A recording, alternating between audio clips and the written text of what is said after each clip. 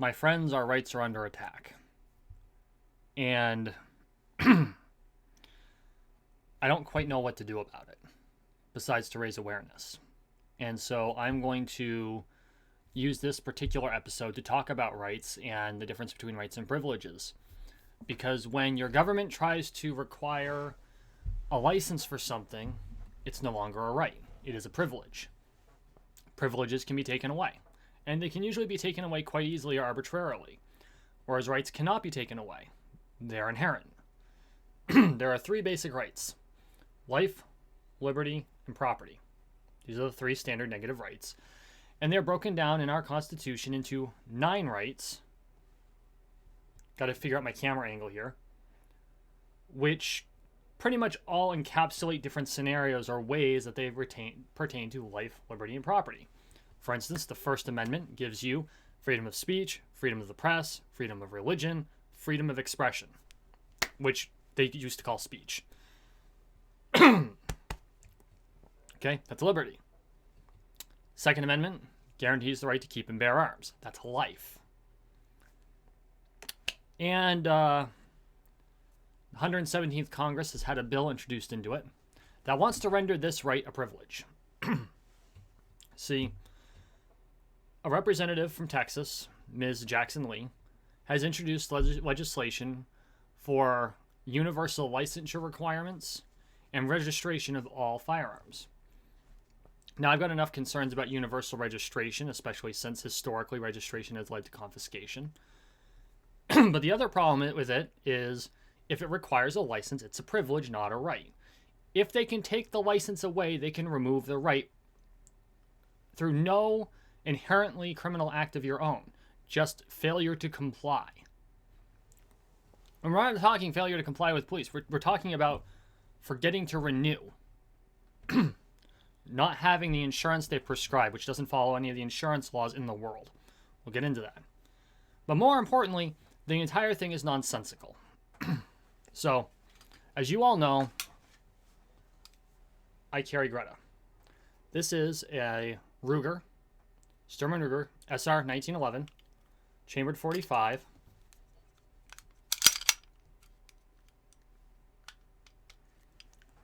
You can tell it's empty because the action's open, magazine's out, it's pointed in a safe direction, booger hook's off the bang switch.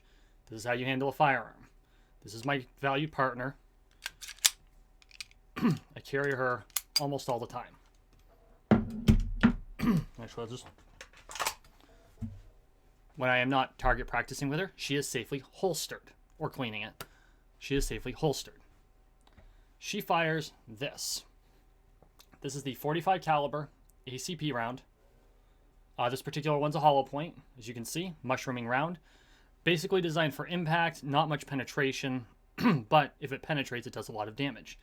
Common police round, common self-defense round, also a common military round. This is the 9mm Parabellum, another common police round. It's lighter, smaller, often easier to shoot and produces less recoil than the 45. You can tell the size difference there. Common sidearm round, 9mm, 45. Okay. Under this bill, if I'm reading it correctly, any sidearm that carries either one of those rounds would only require a general license. Okay, fine. Fair enough. This is the .22 long rifle. As you can see, it's rather tiny. Most often used for target practicing or varmint hunting. You go after like gophers, groundhogs. Could also go after prairie dogs. More often than not, no, it's for shooting paper. This is the .223. The .223 is the common round used in the AR-15. The AR-15, that is known very well. It's the most commonly purchased firearm in America, to my knowledge. It's the most common rifle, and it is a sporting rifle. .223, .22. Now look at the bullet diameters. As you can see, they're practically the same. They're 0.003 of an inch difference in diameter. The only difference is this has a hell of a lot more powder behind it.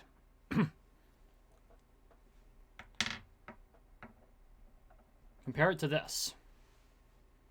This is the 30-06 round. The NATO designation of this round is 7.62 by 63. It has not been used as a common military round since World War II. It was the round for the M1 Grand, for those of you who are familiar. It's the main battle rifle of the U.S. Army in World War II. It's one of the two most common hunting rounds, to my knowledge, when it comes to hunting large game. Deer, moose, bear. Although I wouldn't shoot a grizzly with one, you'll just piss it off. The common sniper rifle in the Army, which is 7.62 by 51 NATO, is a shorter round than this. It's a smaller round than this. This is a common hunting round. By comparison, here's that 223 round. You can see the size difference. Okay. No rifle in production today that uses this round, unless it's a custom job, because people do custom jobs, would be banned without special licensure under this bill. The most common rifle that uses this one would be. Do you see why this is nonsense? No? Well, let's get into it. And if you do, I'm glad you're on the same page as I am. When we start passing laws that make no sense, then all you're doing is setting people up to fail. And that's why I think it's very important to highlight this and address this. I know this is a touchy topic. I know I'm probably going to lose a lot of you. Before I get into this, I have something to ask of you. YouTube does not like the fact that I've decided to pick up controversial topics. My subscriber count has dropped from an average of 25 a month to an average of 5 a month. This happened very, very quickly. So if you would be so kind as to please consider liking, sharing, especially sharing. If you're not a subscriber, please consider subscribing, because that's what's going to boost my signal. We're navigating the cyberpunk dystopia. This is the Julien McBain Show.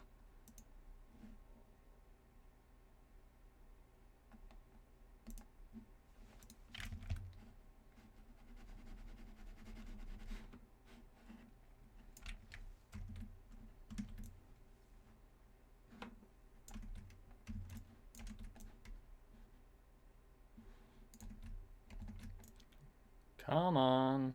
I got to get OBS to respond to, there we go, the transition. Sorry about that. Today, the Julien McBain Show is brought to you by Sturm and Ruger. Not because they're actually sponsoring me, but because Sturm and Ruger has protected my family for 30 years. And I can't recommend them enough. Once again, I am not sponsored by Sturm and Ruger. That would be cool, though. So...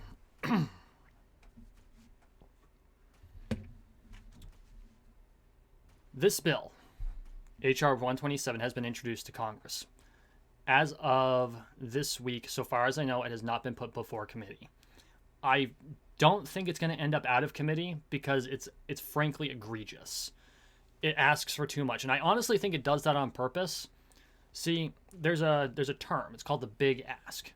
You deliberately ask for way too much so that you can bring it down to where you actually want it and it seems reasonable. And this is actually very common under Donald Trump. It's very common in business. When looking for a new job, this is how you negotiate salary. You ask for something that you know you're not going to get in the hopes that you can negotiate it down to where you originally wanted to be. That being said, it's very concerning that they would even do this. So the bill starts off with the short title. It's going to be I believe it's Sabakashik. I apologize if I'm mispronouncing that. Firearm Licensing and Registration Act. They want to set up a registration system. And I'm not going to read the bill verbatim. I will include a link in the description to the text of the bill from the House website, so that you have access to it. But it's going to direct the ATF to establish it. Oh, you know what? Before I go into this, let's talk about firearms ownership in America, because it's exploded in the last 2 years. As of 2017, there were 393,347,000 firearms in the United States of America. In 2019, 13.9 million new firearms were purchased. Some of these were by first-time gun owners, and some of these were by people who already owned firearms. In 2020, 79 million firearms were purchased. I'm going to say that again. In 2019, 13.9 million firearms were purchased, probably mostly by existing firearms owners expanding their collections. In 2020, 79 million firearms were purchased. Many of them were first-time gun owners. Approximately 40% of them were women. Many of the first-time gun owners were in districts that are known to have restrictive gun laws. Actually, I think it was 40 and 40. 40% of them were new gun owners and 40% were women. No, not all. That wasn't a direct correlation. Just because they were both 40% doesn't mean that all 40% were women. There are plenty of women out there that own firearms. I happen to be related to several of them. And I think my sister can shoot better than I can. And I have a firing range. So, okay. The ATF shall establish a system for licensing and possession. Basically, they're going to lay down a groundwork and require the ATF to come up with a whole bunch of extra regulations, because that's what we want. Unelected officials making rules that we all have to follow, and they can arbitrarily change them. This is another expansion of the executive that we don't need. Under the registration system, the make, model, serial number of the firearm, along with the identity of the owner, and when it was acquired, needs to be put into the system. A notice specifying the identity of anyone for any period during which the firearm could be loaned. I'm assuming this includes children, except the licensure issue kind of defeats that whole thing. They have 3 months from the time of enactment to get this done. Has there ever been anything our government's managed to do in 3 months and have it actually function? That right there is totally is unrealistic on its face, which is why I think that this bill is a big ask. It's either that or a virtue signal. In the case of a firearm acquired before the effective date, within 3 months of the effective date of this section, and we're talking 472 million firearms that they expect to be able to register in 3 months. Okay. By the way, that's approximately 1.44 firearms for every human being in America, according to the last census. That's right. That means that everyone in America has one, and then half the people in America have two. If you were to distribute them throughout. Now, of course, that's not universally the case. I believe the current average is like 1 in 3, or it's like 5 of 8. It's like 1 in 3 or 3 of 8. Which I think is slightly larger because it's just below half. Yeah. It's a significant minority of America owns firearms. But you have some people who only own one, and you have other people who own several. And so they expect 472 firearms to be registered in 3 months. That's not even possible. Like, I don't see how that would be possible. You would have to hire a whole new slew of people to the federal government. And maybe that's the plan. Maybe they want to give up a whole bunch of new federal jobs because that's what we need is more bureaucracy. But if that's the plan, maybe that's how they plan on defeating unemployment. In the case of a firearm acquired after, it would be registered on the date of purchase. The Attorney General must maintain the database. There's not a whole lot of rules to that, except it has to be public. Now, this concerns me for several reasons. The problem with a public database is it pretty much tells everyone what you own. Okay? Doesn't sound like a huge deal until you get someone who's looking to go stealing things. And by the way, you're being held responsible if your shit's stolen. No, you might secure it, you might take all the precautions, some asshole breaks into your safe or your vault, and takes your firearms, you're still responsible for it until you discover it. Which is why there's a lot of problems with this bill. On its face, requiring all of this is a gross violation of the Second Amendment. And if you're in Vermont, it's an even grosser violation of Article 16 of the Declaration of Rights of the Inhabitants of the State of Vermont. So, and other states have similar rules, but these are all things that you really want to think about. Like, how much power do you want your government to have over you? I'm not too fond of it having too much power. And I run for office. So think about that. Of course, my philosophy is run for office, shrink government, but, you know. So licensing system. For a general license, unless except as otherwise provided in the subsection, the Attorney General shall issue. So I'm going to give the rep some undeserved credit here. She made sure to make it a shall issue system. And what that means is, so long as you go through the hoops and there isn't something critically wrong about it, like you fail the background check or there's a psych eval requirement, which we'll get into later, then the Attorney General has to give you the license. They can't just refuse it arbitrarily.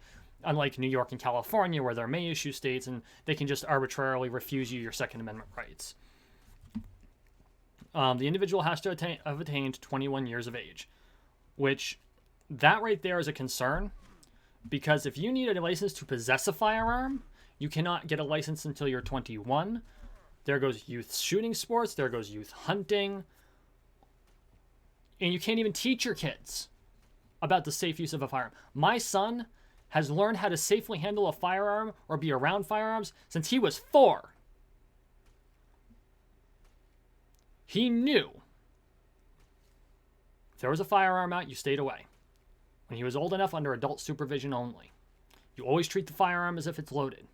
You keep your booger hook off the bank switch until you're ready to pew, and you only point a firearm at something that you are willing to destroy. These have been drilled into his head since he was 6. He wasn't allowed to start shooting until I think he was 8? No, 7. I think he was 7 the first time he picked up a .22.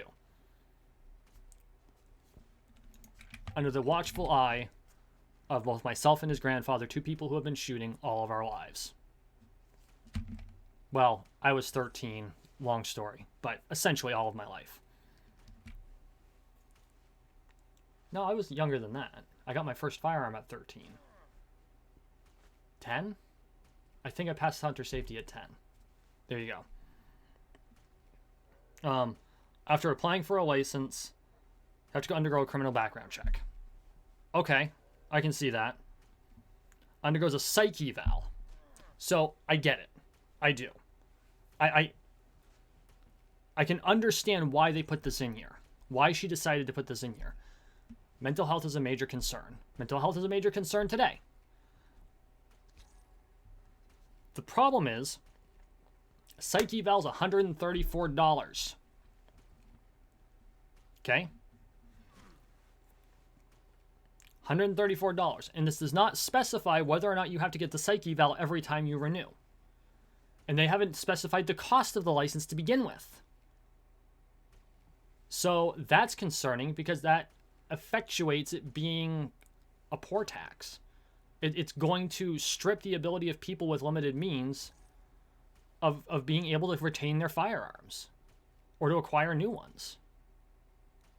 You know, if you're of limited means, if you're, working class or you're poor and you're in a neighborhood, you've saved up your money and you're in a high crime neighborhood and you want to purchase a firearm to defend your family, well, now you got to spend another $134 for a psych eval, and that doesn't even count the insurance provision, which we're going to get into. This one makes me really angry.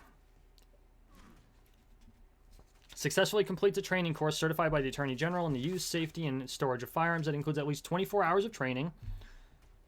I firmly believe in getting training to use a firearm. I honestly think it should be part of school curriculums.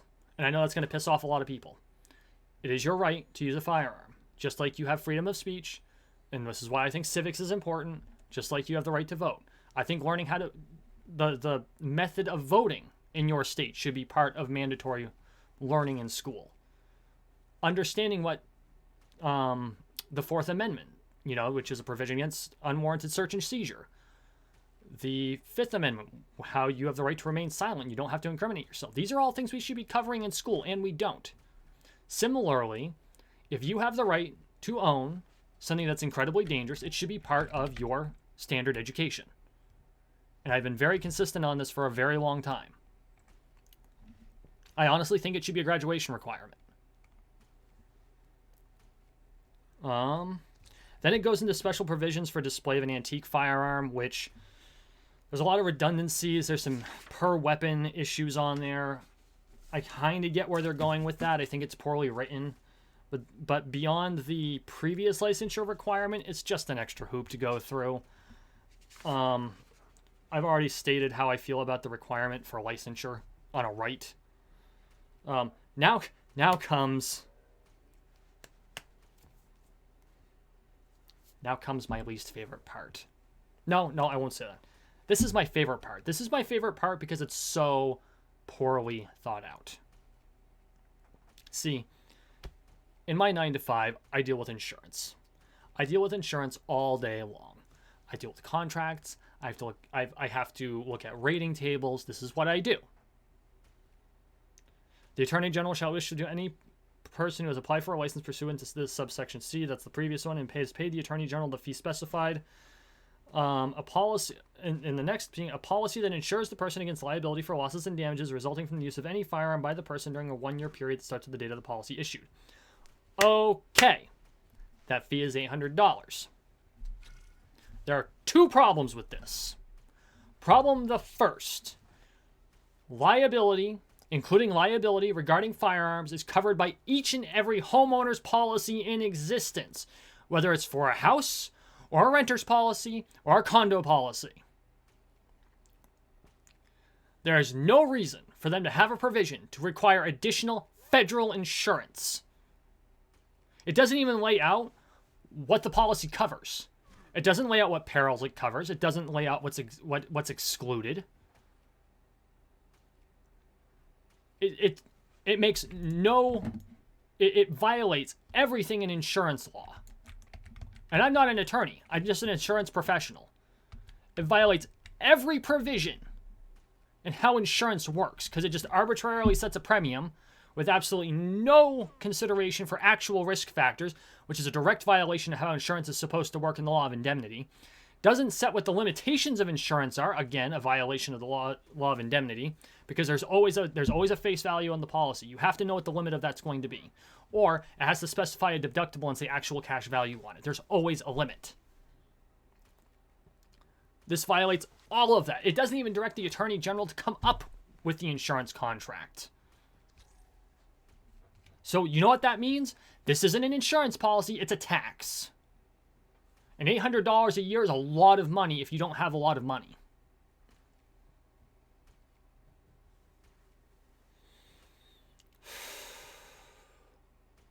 It's jarring. It's absolutely jarring. And yes, I get very passionate. You probably saw me get passionate when I was talking about money before. This is a money issue. This is absolutely a money issue. And the fact that the person who wrote this does not understand the rules of the areas that they are playing in law, it blows my mind. Now, I will give Rep. Jackson Lee the benefit of the doubt. It could be that obviously this is a draft of the bill. It's a first draft. She had to include something, so she just put arbitrary numbers in, figuring it gets sorted out in committee. And you know what? If she came out and said, I needed to put something in there so that it was in there and I figured that it would get hammered out in committee, I'll give her that. I absolutely will. But on the same token, if you're going to mandate something, read about it. The other problem is insurance is a state issue. There is no such thing as federal insurance in the United States of America because under the 10th Amendment, insurance is a state issue. As soon as we start letting the federal government get their fingers on another thing, they're going to take it all away from the states, which is, I know, has been pretty much the goal for the last 50 years. But still, what it turns out to be is it's just a poor tax. Because the rich are not going to care. $800 is nothing to them. The upper middle class are going to get annoyed and that's it. The lower middle class will scrape and struggle and manage to pay the fee. And then those in the working class or who are on the line, living paycheck to paycheck, hand in mouth, aren't going to be able to afford it. And they're going to be forced to surrender their guns. Guns they may have inherited from a parent or an uncle or an aunt.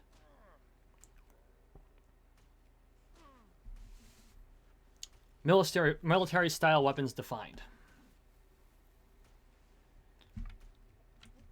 The term military style weapon means any of the firearms or copies of duplicates of any of the firearms in any caliber known as, and there is a list, and as soon as I pull the next mob, we are going to talk about this list.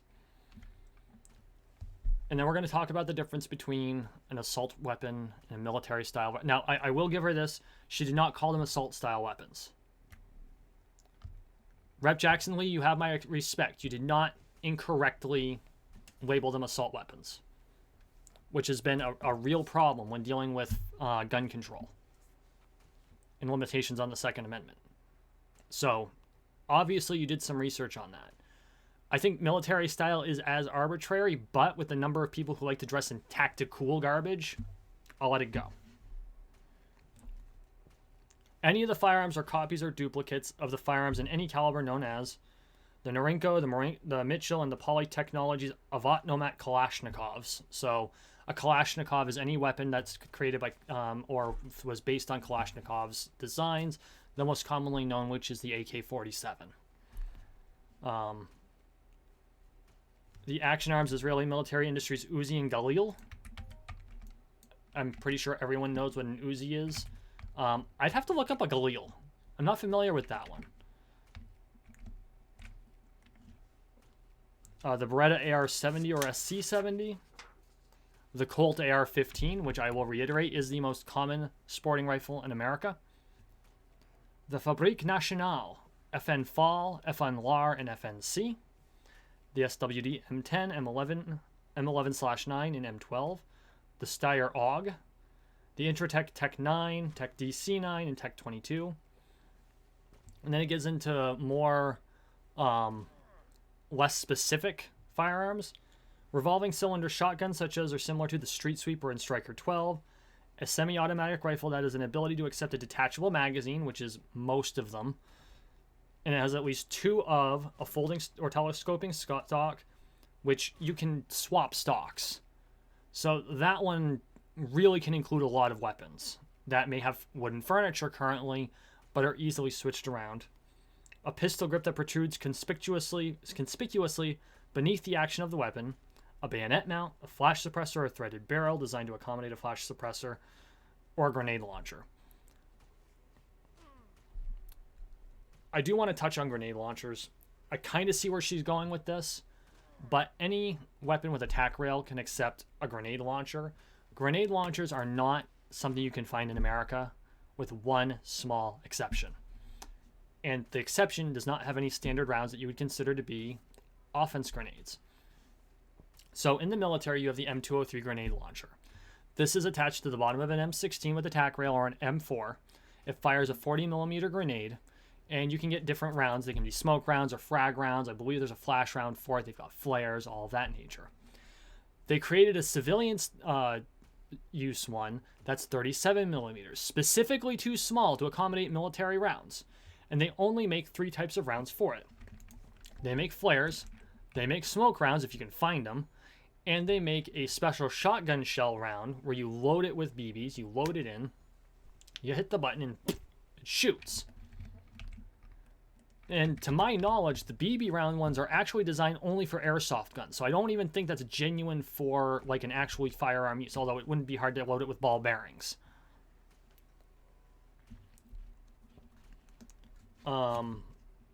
Semi-automatic pistol has an ability to accept a detachable magazine. It has at least 2 of an ammunition magazine that attaches to the pistol outside the pistol grip. So my 45 magazine goes in the pistol grip. There are some where it would go like up here. You see them commonly in sci-fi movies. I believe the British have several models that do that. You don't really see them in the States. Threaded barrel capable of accepting a barrel extender, flash suppressor, forward hand grip, or silencer. A shroud that is attached to or partially or completely encircles the barrel and permits the shooter to hold the firearm with the non-trigger hand without being burned. Manufactured weight of 50 ounces or more, which is basically 3.1 pounds. When it's unloaded, a semi-automatic version of an automatic firearm and a semi-automatic shotgun that has at least 2 of a folding stock or telescoping stock, pistol grip, fixed magazine capacity in excess of 5 rounds, and able to attach a detachable magazine.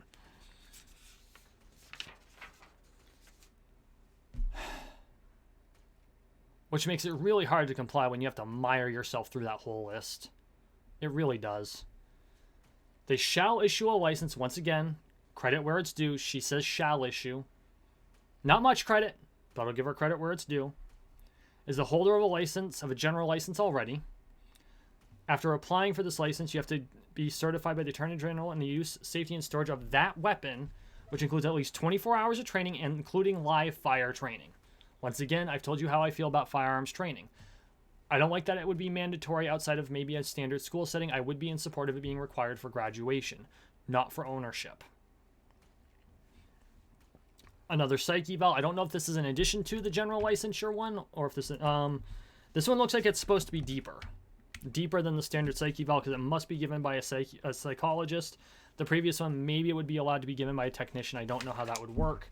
I think they're pretty much expecting the Attorney General to come up with that. Oh, and they get to do a psych eval on everyone in your household. Absolutely everyone. Because, you know, a firearm that shoots this is more dangerous than one that shoots this, apparently. Oh, by the way, they'll interview your spouse, any former spouse, and at least 2 other persons that are a family member of or an associate of the individual to further determine the state of the mental, emotional, and relational stability of the person in relation to firearms. Because there's no way that couldn't go bad. Not because you're dangerous, but because there are some spiteful ex-spouses out there. I have seen some bad divorces in my job. Bad ones. And some of them would do things out of spite. And there goes your right to keep and bear arms. She lays out the provisions for when a license can be revoked or suspended. All things kind of expected if you're if you fail your psych eval, you fail to maintain insurance, if you've been proven to have suicidal or homicidal thoughts, dangerous to yourself or others. The license shall expire. So for the first 5 years, everyone's going to have to renew every year. And then you have to renew, I believe it's every 3 years thereafter. I don't know if you have to go through the psych eval again. You have to pay the $800 a year for the insurance anyway. The Attorney General has 1 year to establish all of the regulations to underlie all of this, which is likely to be that they enact the act. They set an effective date that's like a year plus out. They give the Attorney General the time to settle the regulations up, and then it goes into force, which makes sense. Now here comes where it becomes egregious.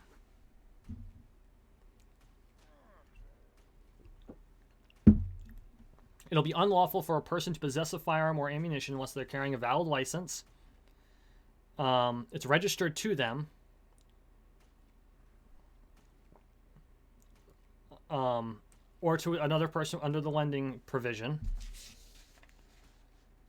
It's unlawful to transfer to a person who's not licensed, which means no one under 21.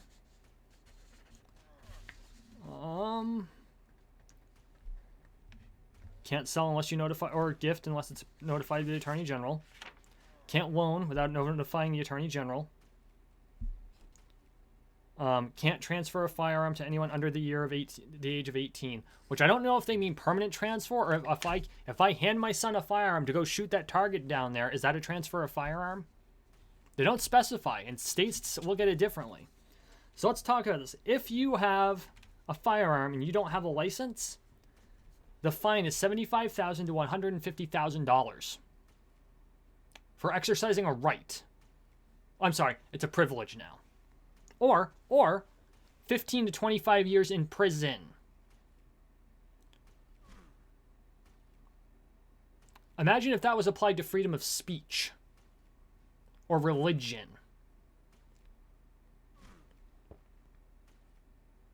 Or because you decided you had the right to remain silent.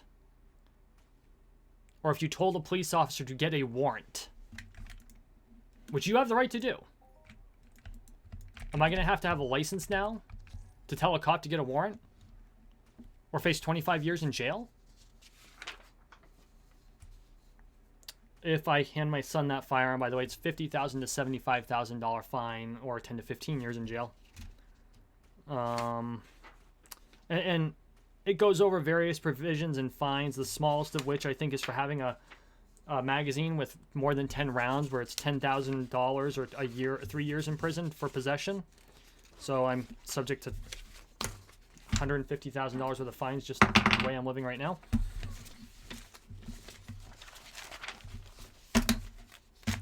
I'm going to be honest.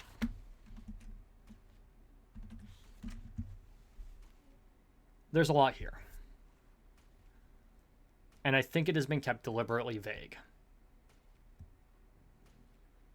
I think it's been kept deliberately vague for a number of reasons. Reason number one, I don't think this has a snowball's chance in hell of passing, especially not as written. There are numerous gaps in it, and I think that was on purpose. I really do. I do not think that's because Representative Jackson Lee is inept. Actually, I think that's a show of her skill. She knew she didn't have everything she needed in order to get the full bill the way she wanted it in, so she put a bunch of stuff in there as placeholders that she knew would get negotiated. So I'm going to give her all the credit in the world for that, because I'm looking through this bill, and I get angry, or I get frustrated. But at the same time, I recognize, no, there are things in here where it's very obviously a placeholder. Or it's a big ask. Like, possession of a firearm without a license, 25 years in jail. Well, you really can't do that because it's technically a right, so maybe they'll negotiate it down to 10. 1 to 10 years. Still a felony for exercising a right? There's no circumstance where utilizing speech would be a felony. I mean, okay, that's not entirely true. You can't threaten a person. You can't directly incite to violence. And the bar for incitement to violence is actually very, very high.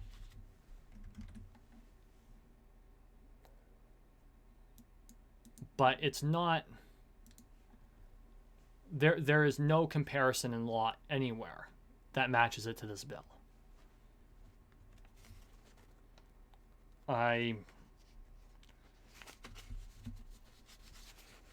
Frankly, I got so passionate about the insurance thing because, in my opinion, it's a tax on the poor. It's just to make sure the proles can't get their hands on the means to defend themselves, so that they rely more and more on the government that they have shown that they don't really trust anymore.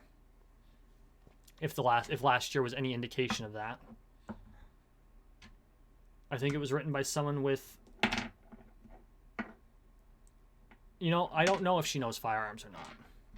I know many of these bills are written by people who have no idea what firearms are about. They have no idea of anything about them.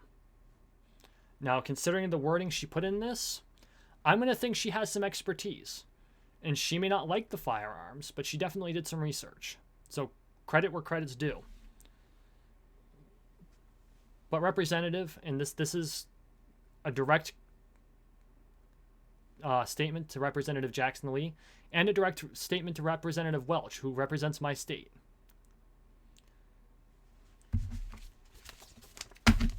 This has unconstitutional written all over it.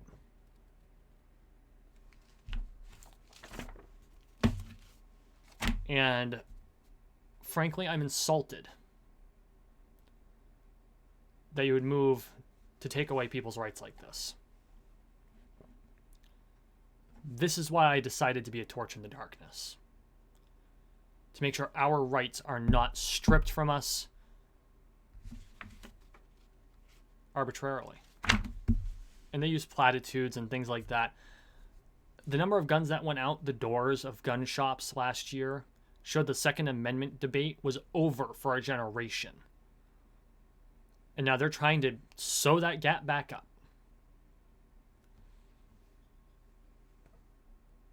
I don't know about you,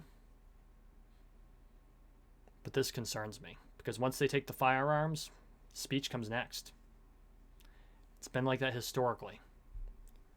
So be a torch in the darkness. Please share this video. Get the word out. help me navigate the cyberpunk dystopia. This is the Julien McBain Show. The Julien McBain Show is a McBain Manor production. I am your host, Julien McBain. My live show moderators are Kat J. Lambertson, Captain Aubrey, who help moderate the chat and help me to keep everything civil. I also want to put a huge shout out to my patrons, Red Kryptonite, Jay Lamberton, and Spectrum 3600, without whose support this would be much more difficult. If you want to become a patron, please go to patreon.com/Julien McBain, where you will get access to my ebooks and the exclusive Julien McBain Show patrons-only episodes, which air at least once a month. Thank you so much for your support. We'll see you in the next one.